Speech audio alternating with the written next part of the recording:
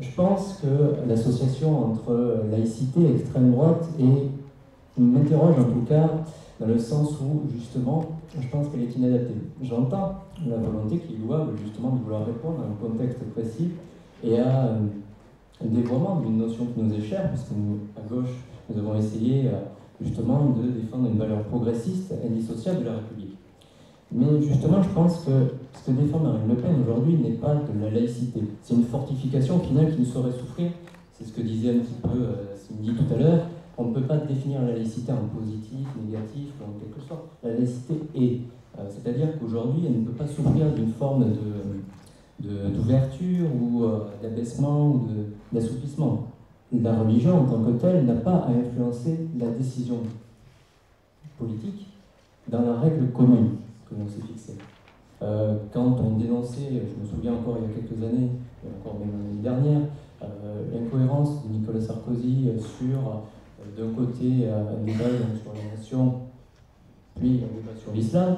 En attendant, aujourd'hui, quand concrètement on interdit les manifestations d'intégristes religieux par rapport à un temps donné, mais que là, dernièrement, par rapport à un débat qui était certes houleux et qui nécessitait justement un débat de citoyens, entre citoyens, qu'il n'y ait pas eu d'interdiction de ces mêmes groupes intégristes religieux devant l'Assemblée nationale même.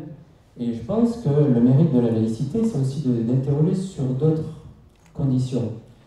À savoir la condition de la femme, aujourd'hui, ou la condition des minorités sexuelles, ou la condition, enfin, des débats sur le début comme de la fin de la vie, qui sont des débats de société, de fond, sur lesquels justement on est à cheval. La société civile, les associations, pour essayer justement de porter un message progressiste face au conservatisme, au dogme parfois des intégristes religieux. On peut parler également de la loi de 2004 sur le voile à l'école. Aujourd'hui, c'est une loi sur les radicaux, nous y étions favorables. Mais en même temps, comment défendre cela dans l'école de la République quand à côté nous laissons des écoles confessionnelles maintenir cet état de fait? Mais en même temps, ces territoires perdus, on les a laissés en friche, ou parfois on a envoyé des associations, et là je salue un petit peu le travail des SOS, la Maison des Potes et bien d'autres associations dont je n'aurai pas l'occasion de citer le nom, sur la laïcité, parce que vous en parlez sur le terrain. Aujourd'hui on n'est plus sur le terrain, mais quand bien même vous êtes sur le terrain, vous n'avez pas les moyens.